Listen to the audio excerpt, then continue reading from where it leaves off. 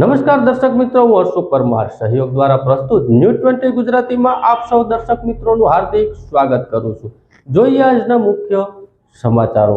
Supreme court દ્વારા જે બંધારણના વિરોધમાં ચુકાદો આપવામાં આવ્યો છે તેના વિરોધમાં ભારત બંધનું એલાન કરવામાં આવ્યું હતું। ત્યારે જૂનાગઢ શહેરમાં અનુસૂચિત જાતિ અને અનુસૂચિત જનજાતિના લોકો દ્વારા આ ચુકાદાના વિરોધમાં કલેક્ટરને આવેદનપત્ર આપવામાં આવ્યું।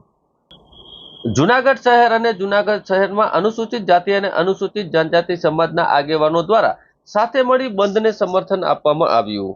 બંધમાં જૂનાગઢના કાળવા ચોક ખાતે ડોક્ટર બાબા સાહેબ આંબેડકરની પ્રતિમાને પુષ્પાંજલિ અર્પણ કરી શહેરના મુખ્ય માર્ગો ઉપર રેલી કાઢવામાં આવી હતી।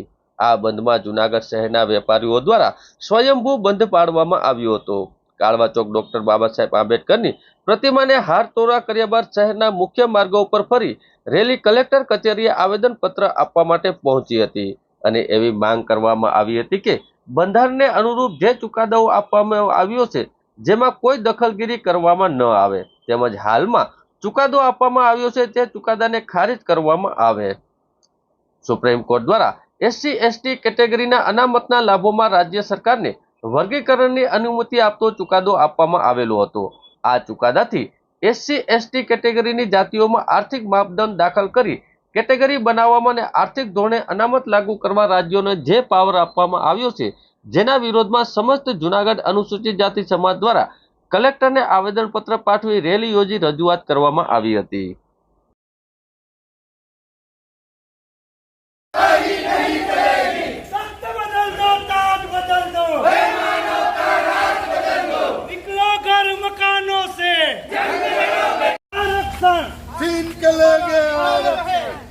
छीन के लेंगे आरक्षण एक हमारा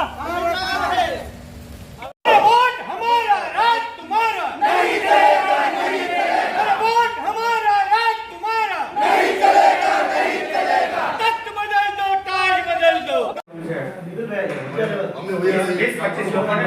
બેઠક છે થોડી વાત કરીએ તો સૌથી મોટું આંદોલન છે ભારત બંધ। તમે આવી જાઓ અમે એવું હોય તો અમે બહાર લઈ જઈએ લોકોને આગળ નહીં ખાલી બે પાંચ જણ બીજા પાંચ બોલે આખા દેશમાં સાહેબ। હું નિખિલ ચૌહાણ, જુનાગઢ સામાજિક કાર્યકર્તા। આજ રોજ ભારત બંધ ને જ્યારે સમગ્ર ભારતના લોકો લઈ અને જે બંધનું એલાન આપેલું હતું તેમાં આજે SC/ST સમાજ જુનાગઢ દ્વારા બહોળી સંખ્યામાં બાબા સાહેબ આંબેડકરના બાબલે ઉપસ્થિત રહી અને આ જુનાગઢની જનતાએ જેને સ્વયંભૂ રીતે જુનાગઢને બંધ રાખેલ છે અને જે વ્યાપારી અને તંત્ર દ્વારા અમને સહકાર મળ્યો છે એનો અમે સમગ્ર SC/ST સમાજ દ્વારા આભાર વ્યક્ત કરીએ છીએ। સાથે સાથે આજની આ રેલીને અમે જુનાગઢના મુખ્ય માર્ગો ઉપર લઈ અને ત્યારબાદ કલેક્ટરશ્રીને આવેદનપત્ર આપી અને અમારી રેલી પૂર્ણ કરશું। ખાસ કરીને અમારી માંગ એ છે કે જે સુપ્રીમ કોર્ટે ગેરબંધારણીય ચુકાદો આપ્યો છે, જે ક્રિમિનલ લાગુ કરવાની વાત કરી છે, જે આ ભારત દેશનું બંધારણ એને ના પડે છે છતાં પણ આવો ચુકાદો આપ્યો છે જેના અંદરથી અમારા SC/ST સમાજમાં ભાગલા પડે છે અને વર્ગીકરણની જે મેલી રાજનીતિ આ ખેલી રહી છે ગંદી રાજનીતિને લઈ અને સમગ્ર ભારત દેશમાં SC/ST સમાજમાં રોષ ભભૂક્યો છે ત્યારે જુનાગઢ પણ એમાંથી બાકાત નથી।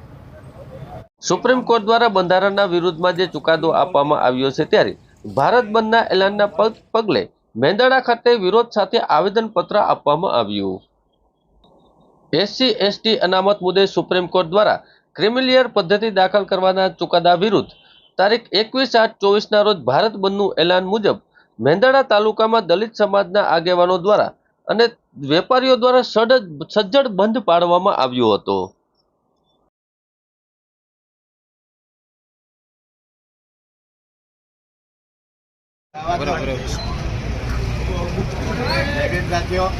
આજે ભારત બંધના એલાનને અનુરૂપ મેંદરડાના તમામ વેપારીઓને અમે રૂબરૂ મળીને રિક્વેસ્ટ કરેલી તમામ યુનિયનના પ્રમુખોને ત્યારે પત્રિકાના માધ્યમથી દુકાને અમે પત્રિકા પાઠવીને આજે બંધના એલાન માટે વિનંતી કરી એ સંદર્ભમાં આજે મેંદરડા સંપૂર્ણપણે બંધ છે। તમામ વેપારીઓએ આજે સાથ ને સહકાર આપ્યો છે। તમામ દલિત સમાજના આગેવાનો ગામડેથી આવીને મને એને પણ પોતાનો ટાઈમ કિંમતી આપી અને સાથ સહકાર આપ્યો છે. આ ગામનો અમે જેટલો આભાર માનીએ એટલો ઓછો છે.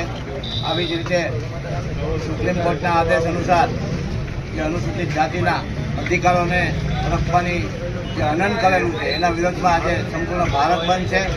ભારતના બંધના પગલે જૂનાગઢ જિલ્લાનું મેંદરડા શહેર આખું સંપૂર્ણપણે બંધ છે. પરિવારો મેંદરડાના શહેરી વિસ્તારના તમામ વેપારીનો ખૂબ ખૂબ આભાર વ્યક્ત કરું. ભારત માતા કી જય. આમ લઈ રાઉન્ડ પછી લઈ લે.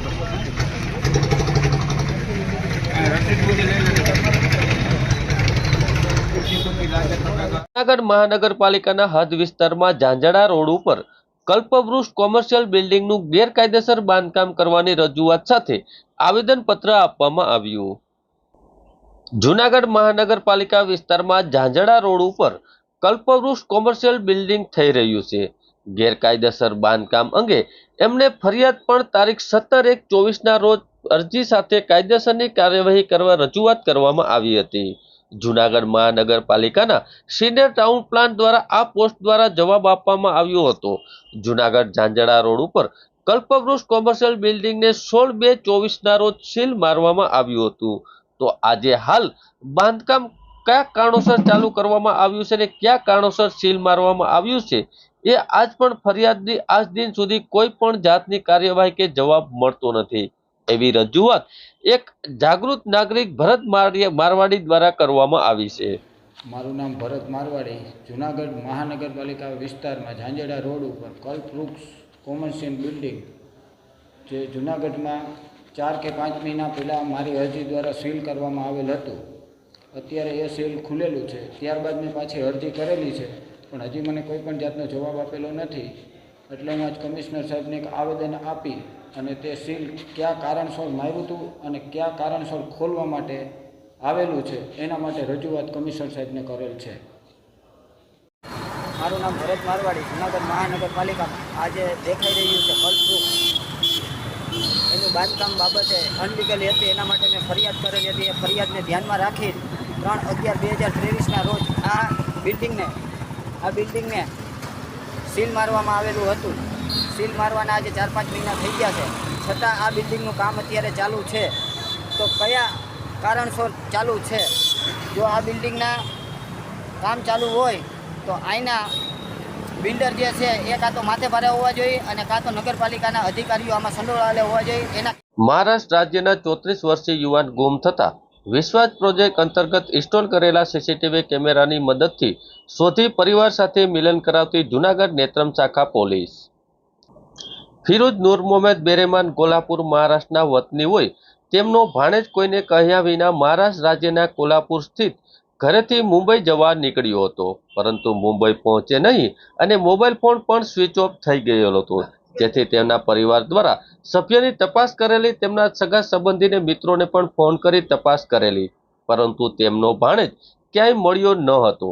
ભાણેજ ઘણી વખત ડિપ્રેશનમાં આવી જતો હોય જેથી પરિવાર ખૂબ જ ગભરાઈ ગયેલા હોય અને ભાણેજ ક્યાં નીકળી ગયો હશે એ કઈ પરિસ્થિતિમાં હશે તેની ચિંતામાં તેમના પરિવારો વ્યથિત થઈ ગયા હતા. તે દરમિયાન ગુમ થયેલા યુવક ઓનલાઈન રૂપિયા પણ જૂનાગઢના સ્થિત લારી કર્યાનું જણાવતા તાત્કાલિક જૂનાગઢ આવી. જૂનાગઢ અને મહારાષ્ટ્ર રાજ્યના કોલ્હાપુર બંને વચ્ચે ઘણું અંતર છે. ગુજરાત રાજ્યમાં તેમને કોઈ ઓળખતું પણ ન હોય, મરાઠી ભાષા તેને આવડતી ન હોય ત્યારે તેઓ ખૂબ વ્યથિત થઈ ગયા હતા. તેમના પરિવારથી મૂંઝવણમાં હતા. તે દરમિયાન આ જાણ જૂનાગઢ પોલીસના નેત્રમ શાખાના કંટ્રોલ સેન્ટરના પીએસઆઈ PS મસરૂને કરતા નેત્રમ શાખા પોલીસ દ્વારા कैमरा मदद थी शोधी परिवार साथे मिलन करवामा आव्યું। मेरा नाम है फिरोज नूर मोहम्मद बैरेदार। मैं रहने वाला मिरज का। मेरा भांजा गुम हुआ था मिरज से जूनागढ़ में आया था। जूनागढ़ नेत्रम शाखा में आए थे हमें, उन्होंने हमारे भांजे को ये मदद करके हमारे को मिला है, इसलिए मैं धन्यवाद कहता हूँ।